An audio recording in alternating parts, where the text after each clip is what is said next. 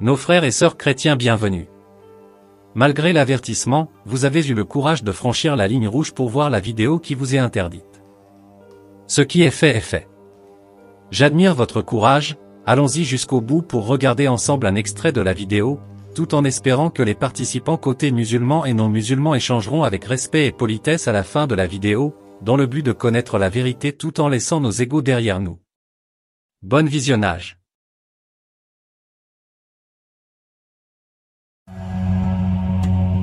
Le matin du 7 avril de l'an 30, Jésus, condamné par les Romains, porte sa croix dans les rues de Jérusalem jusqu'au mont Golgotha. À 9 h du matin, il est crucifié. À midi, il perd connaissance. À 15 h, il meurt.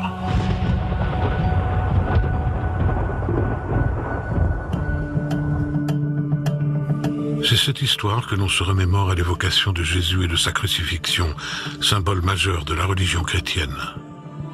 Pourquoi en sommes-nous si sûrs? Parce que cette histoire est décrite dans les évangiles canoniques, c'est-à-dire officiels de l'Église, mais nulle part ailleurs. Alors si un autre livre, un autre évangile affirmait le contraire, pourquoi devrait-on croire l'un plus que l'autre? Et un autre ouvrage existe. Un livre remettant en cause la crucifixion, la résurrection et la nature divine même de Jésus. Ce manuscrit se nomme l'Évangile de Barnabé. Perdu un siècle avant la création de l'islam, une traduction de cet ouvrage aurait été retrouvée au XVIe siècle, cachée dans la bibliothèque du pape Sixte V.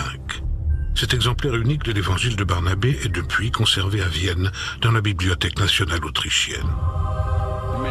Mais le 23 février 2012, une petite bombe inonde Internet en l'espace de quelques heures. Une ancienne Bible aurait été retrouvée en Turquie. Le manuscrit, remis au musée ethnographique d'Ankara afin d'y être étudié, est présenté comme la copie d'une Bible originelle. Cette découverte est très commentée dans le monde entier. Les articles de presse révèlent même que cette Bible contiendrait l'original de l'évangile de Barnabé, le seul évangile connu qui annoncerait l'arrivée du prophète Mahomet et évoquerait les origines de l'islam. L'évangile de Barnabé présente en fait la version islamique de Jésus. Il y a énormément de points de contact, c'est-à-dire qu'on a le reniement de la crucifixion de Jésus, un Jésus qui est musulman à l'intérieur. Jésus annonce qu'il n'est ni Dieu ni fils de Dieu. On nous présente un texte qui prouverait l'annonce du prophète Mohammed. Qui est Barnabé? Quel est cet évangile? Est-il véritable? Quelle révélation contient-il exactement? Peut-on historiquement y croire? Comment un évangile, donc un livre qui raconte la vie de Jésus, peut-il corroborer le texte sacré des musulmans? Pour comprendre l'évangile de Barnabé, nous devons remonter le temps jusqu'aux origines même du christianisme et de l'islam. Car si ce qu'il révèle est vrai, ce manuscrit mettrait en doute les fondements de l'Église. Cet évangile remettrait en cause 2000 ans d'histoire.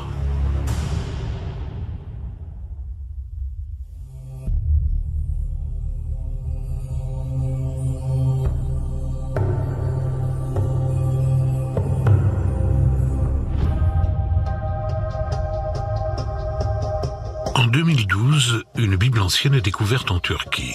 Elle est révélée le 23 février et depuis conservée au musée ethnographique d'Ankara. Sur Internet, on s'est fait l'écho d'une découverte d'une Bible qui aurait 1500 ans d'âge et dans laquelle Jésus annoncerait la venue du prophète Mahomet. Cette Bible aurait été rédigée en araméen, la langue de Jésus. On peut assez bien déchiffrer le texte. Le cuir est assombri, mais les lettres sont dorées. Mais très vite, le musée ethnographique d'Ankara et les institutions turques ont verrouillé cet ouvrage. Plus personne ne peut le consulter, le voir ou même l'étudier. Pour la majorité des spécialistes, il s'agirait d'un faux. Pour d'autres, qui ont étudié les rares photos et vidéos disponibles, c'est un ouvrage qui n'a pas 1500 ans, mais qui date de l'an 1500, édité pour des moines de Ninive, une ville d'Assyrie, l'actuel Irak. La Turquie avait déjà fait parler d'elle dans les années précédentes. Il y a à peu près une trentaine d'années, en 1986, la Turquie a dit avoir retrouvé l'évangile de Barnabé. Sauf qu'après quelques investigations, il s'est avéré que c'était une Bible syriaque tout à fait standard. Donc rien à voir avec la découverte de l'évangile de Barnabé.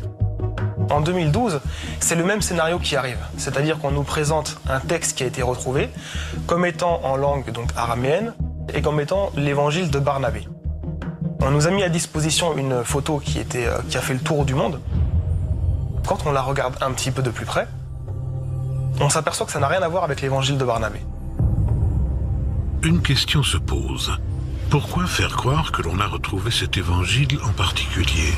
Qu'a-t-il de spécial? Que dit-il pour que l'on s'attache autant à le rendre public?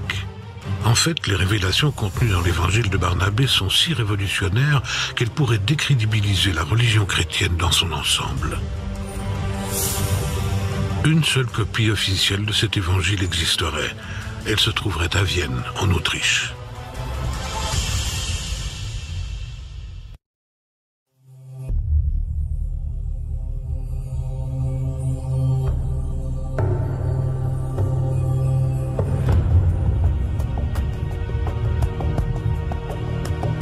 Vienne, Bibliothèque nationale autrichienne. C'est dans ce lieu que le seul exemplaire connu de l'évangile de Barnabé est conservé et protégé.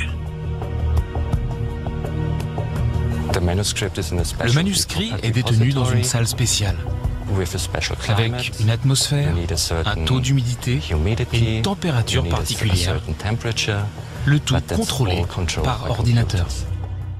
Qui était Barnabé? Barnabé, c'est un nom hébreu, araméen, qui signifierait fils de prophète et qui laisserait entendre que Barnabé aurait une ascendance prophétique.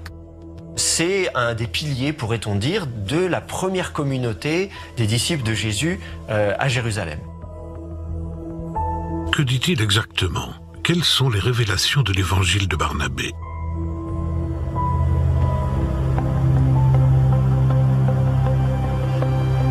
Il nie la crucifixion de Jésus et précise que Judas est à sa place sur la croix. Il nie Jésus comme Messie et dit que Jésus annoncerait l'arrivée du Messie en la personne de Mahomet. Enfin, il nie la divinité de Jésus car il rejette la Trinité. Dieu est unique et ne peut être divisé en trois. Cette dernière révélation est la plus catastrophique pour le Vatican et pour l'Église tout entière. Tout le christianisme s'est construit autour de la mort, la résurrection et donc la divinité de Jésus. Pour comprendre ce scandale, nous devons remonter le temps et nous familiariser avec l'histoire telle qu'on la connaît ou telle qu'on nous l'a apprise.